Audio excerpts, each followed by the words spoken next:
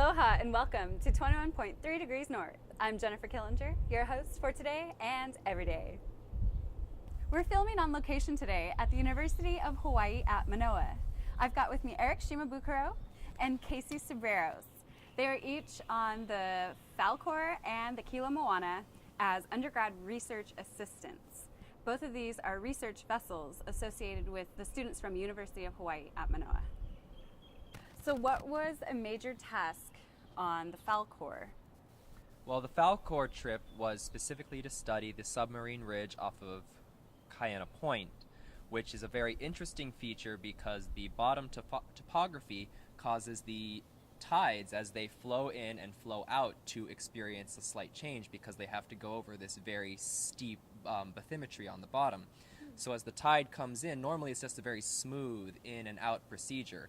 When it goes over the ridge, it compacts the water and forces it to create an internal wave. So this is a wave that exists within the ocean between the surface waters, which are much more buoyant, and the deeper, colder, heavier waters. So you actually form a wave on the interface between the two layers of water. It's a well-studied area. It's been documented in a lot of papers, and the reason it's important is because it heavily affects the way biological interactions in the coastal area have to deal with this tidal change. So on the Falkor, how was the work that you were doing advancing the study of these internal waves? So the idea about that trip kind of had two components. It had a biological component and then a physical component. Biological oceanography, as is probably apparent, deals with the plankton and larger organisms, and the physical deals with the way the water interacts with itself and the landscape around it. Basically, it's just anything that's not chemical and not biological. So the physical aspect was to use a device called a vertical microstructure profiler, which is a really amazing gizmo that you let it sink into the water, and as it descends, it detects very small scale changes in the direction that the water flows, down to a centimeter scale, which is, less than half of an inch.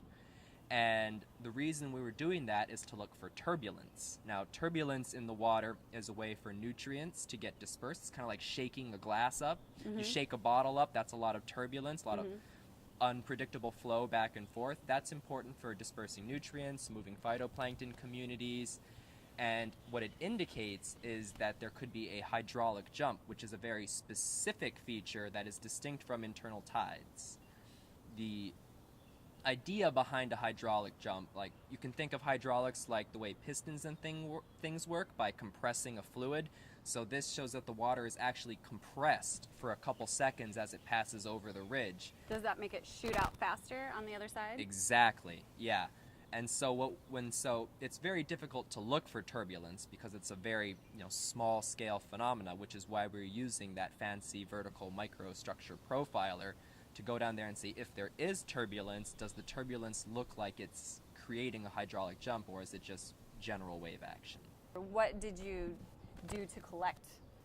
Well, other than the VMP, we also did use a CTD, or a conductivity temperature depth rosette or carousel. The CTD essentially is a large device that holds 24 bottles. We call Niskin bottles, and these bottles are sent to very deep depths. I think we sent them down approximately 1,000 meters on our Falkor cruise, and as you bring the CTD back up through the water column, you're able to capture samples of water, 12-liter samples at each depth that you choose from the ship. So it's really awesome.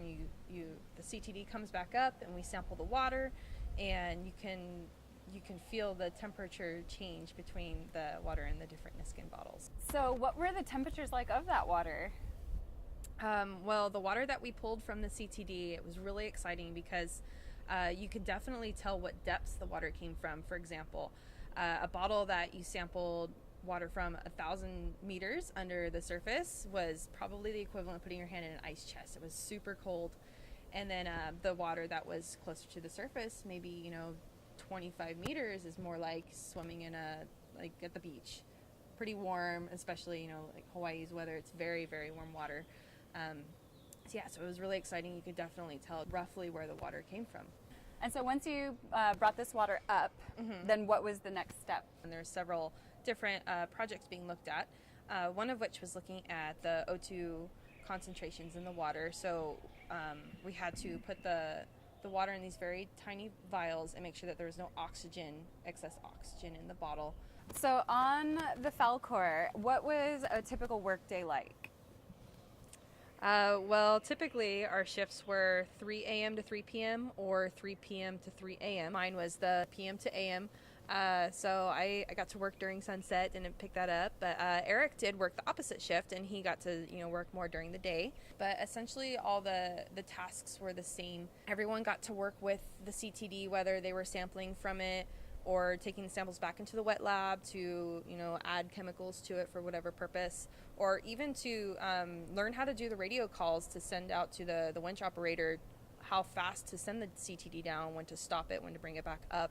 Everyone kind of got to rotate on their schedule all the different tasks, and it was a really great opportunity to understand exactly all the necessities behind bringing this research up. So what was the importance of the speed which you lower the winch? It depended on the device. For instance, with the VMP, it was really important to make sure that it was at a free fall and not falling down too fast or too slow, but just at its own speed as it would regularly. And there's a lot of weight on that CTD. With the Niskin bottles empty, it's at about 1,000 pounds, maybe a little more. So if you stop it too abruptly, that could be dangerous. So the Niskin bottle is basically just the bottle that sits on the CTD that collects the water. There's 24 Niskin bottles on the CTD.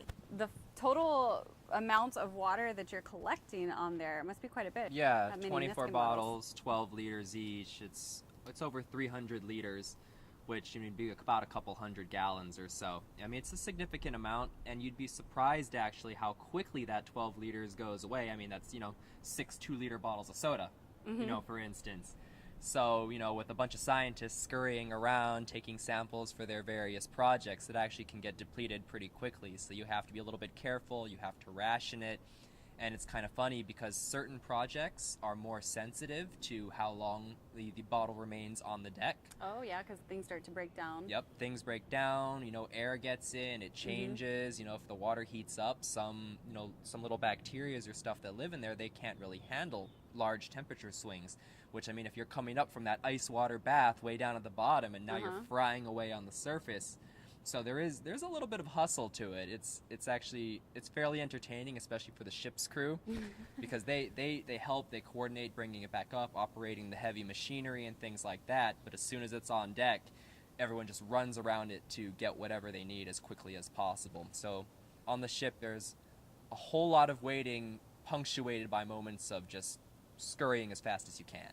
And how many projects were going on during this time? How many different scientists were scurrying around these bottles of Well, water? on the Falkor trip, it was a student cruise, so graduate students submitted proposals. The ship time was paid for by Schmidt Ocean Institute. For that one, there was biological sampling and the physical tests and trace gas analysis, which was the oxygen and also argon that Casey had mentioned. For the Kila Moana trip, which was at Station Aloha, a little bit further off the coast, there was quite a bit of activity going on. They did samples for ATP, which is a very important energy thing for cells. They looked at particulates of carbon and nitrogen, which are very, very important nutrients out in the ocean. There was a test to examine how phosphorus, which is an essential nutrient for all plants, including cellular phytoplankton out in the ocean, to see how that was utilized at different depths. We did more of the vertical microstructure out in the middle of the ocean to kind of examine the differences, and because small-scale operations like that had not been looked at before. We also looked at how the Niskin bottles themselves may actually alter the samples that we're taking. The Niskin bottle design is very simple. It's been used for over a century with almost no changes, except for that pieces of it are plastic, whereas they once were metal or wood. So one of the students here was actually saying, okay, if the bottle is closed and it sits on deck for 10-20 minutes, then how does that change where the particles in the water, because little bits of dust and rocks or even little planktons and stuff, they could maybe sink without any mixing, without the ocean wind blowing and the tides moving and the waves changing. When they're just sitting in a Niskin bottle, it could actually change what sort of data you're getting. So it was actually a really ambitious project by a graduate student here at UH, looking at, maybe we need to rethink the way we design our equipment. Who has been using these methods? You said for a century that they've been using the Niskin bottle method to collect ocean water. So who all uses this? Is it just the oceanography and what do they use that data for? So what I'm getting at is the implications of possibly developing a method that gives more accurate results will affect who or what? It'll basically affect everything.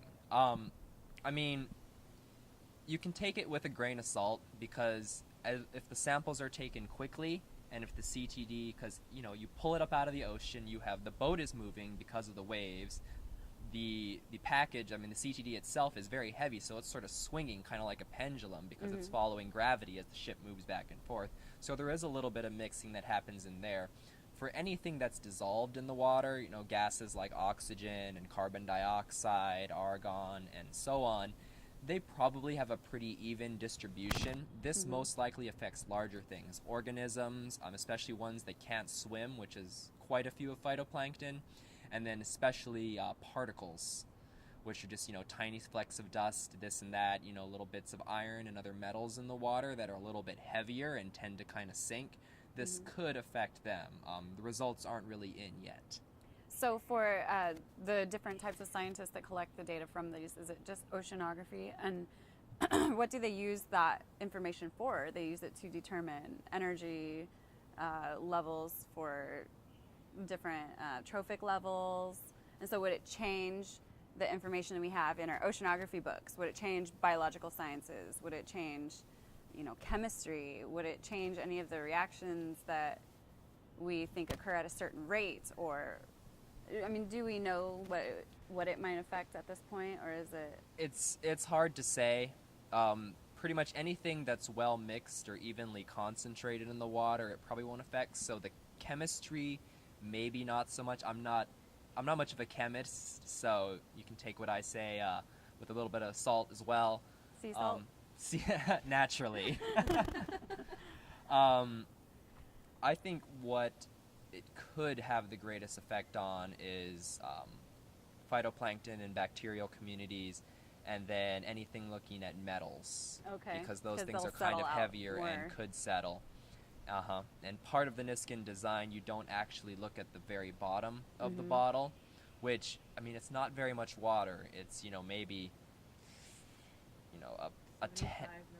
Yeah, less than a tenth of a liter, so less than about, 3 or 4% of the total volume.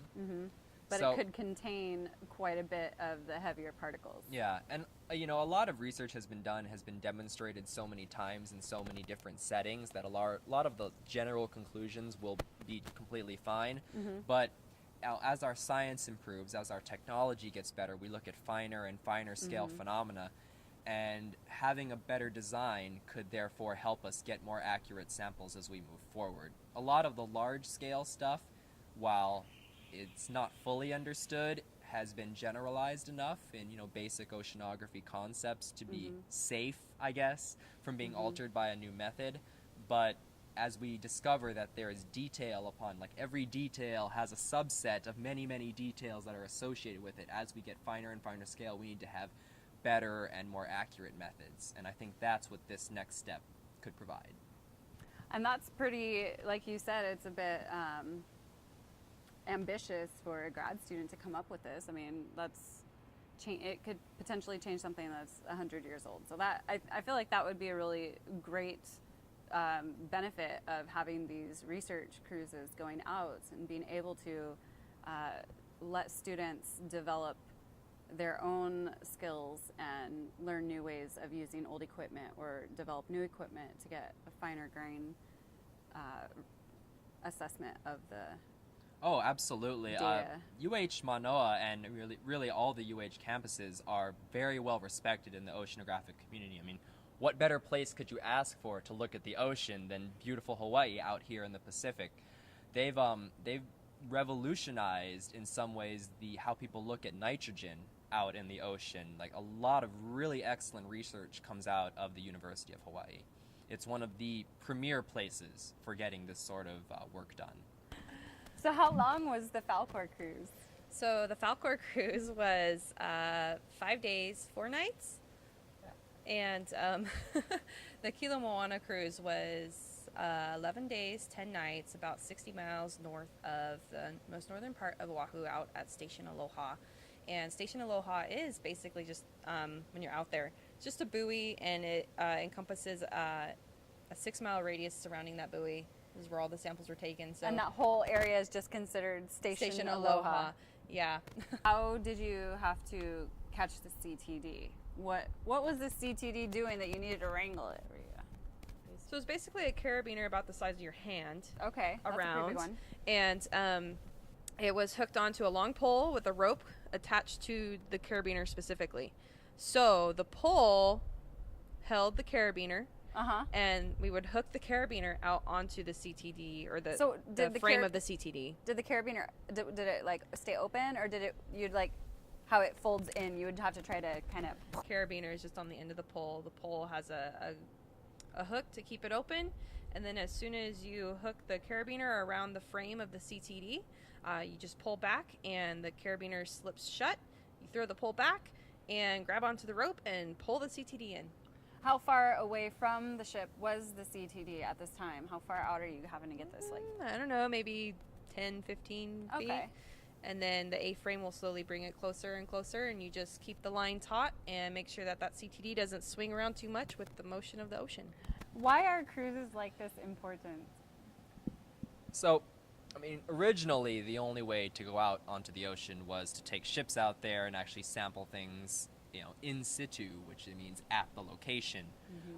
Recently, in the last 20 years or so, as we've put more and more satellites, and as our technology in satellites has gotten better, we're actually able to remotely sense. So look at it with satellites, you can look at images, or you can kind of send a laser down and it bounces off the surface of the ocean and goes back up. You can detect things down to, less than an inch in sense of scale. So you can see waves on the surface of the ocean. You can see the large ocean waves like tides and stuff that move back and forth across the globe. The importance of these research ships is to ground truth satellites. So a satellite has to be calibrated so that you know what is level, what is average, where is it going. You actually need to physically be there to correlate that with your satellite, or else your satellite's just telling you, well, it's changing by this much, but what is it changing from? What is the average deviation? And probably the more important part, is that satellites can only really see, the top 20 or 30 feet of the ocean. Beyond that, it's really hard to get lasers to penetrate that without having you'd have more error than real data. And that's where the ships are absolutely crucial. There's no way to get at the depths of the ocean other than by actually going there. And especially, you have places like Station Aloha, which stands for a long-term oligotrophic habitat assessment. So what exactly is a long-term oligotrophic habitat assessment? I mean, what's an oligotrophic habitat? I think the rest of it kind of makes sense. Right, well, when you talk about oligotrophic waters in the ocean, that is just a fancy term to describe waters where there are not very many nutrients.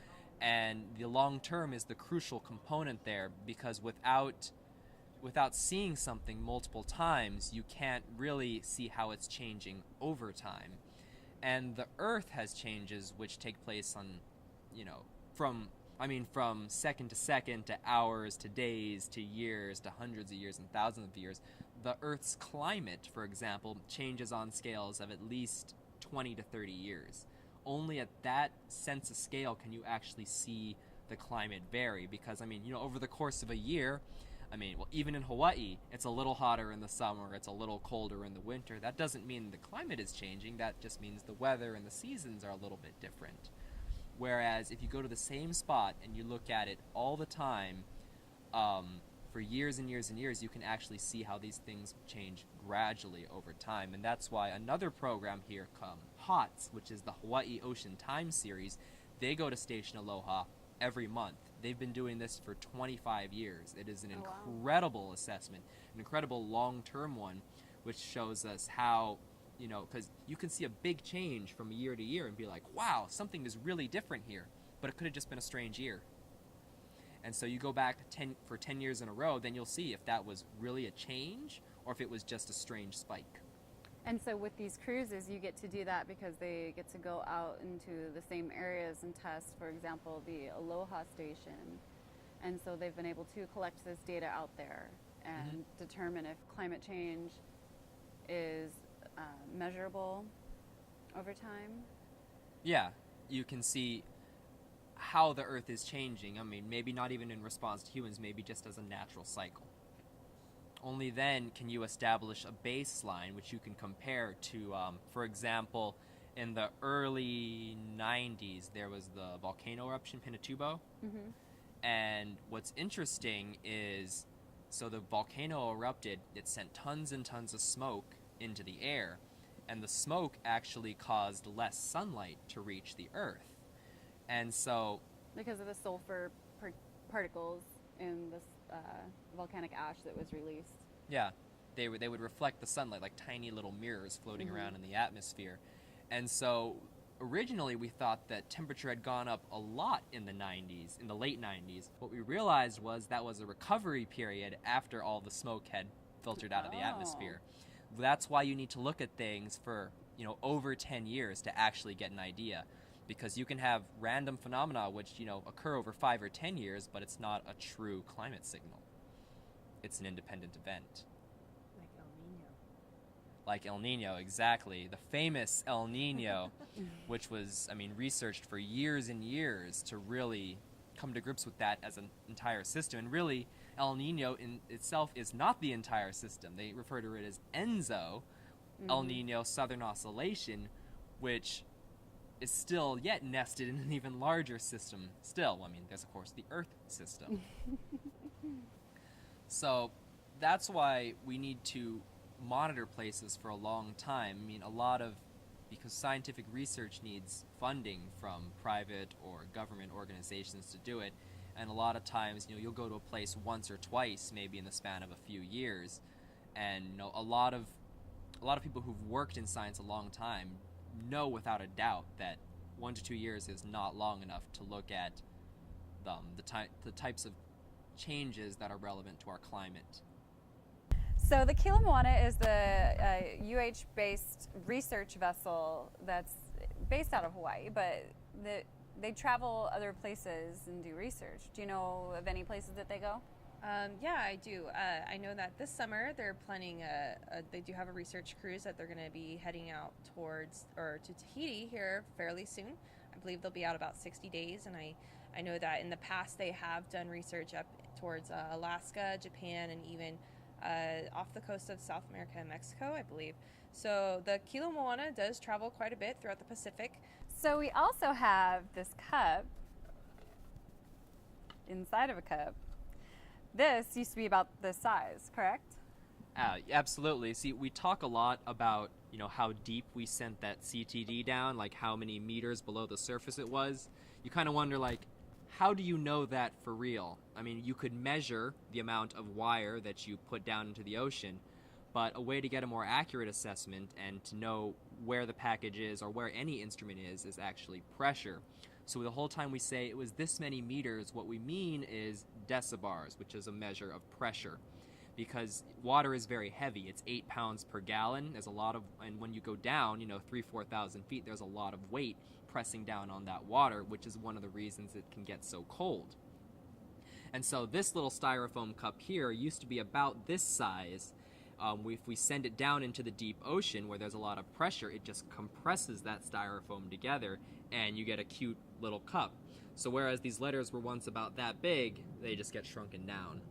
It's one of the few take-home gifts you get to really bring from Oceanography, and it's a really nice little keepsake. And you draw on this before it goes down. Yeah, you draw, I mean, you could draw on it afterwards, but it's maybe more fun to draw on it before and see how it shrinks, because, I mean, the pressure sort of interacts in different ways. So you know, they're all unique shrunken cups. How far down was it?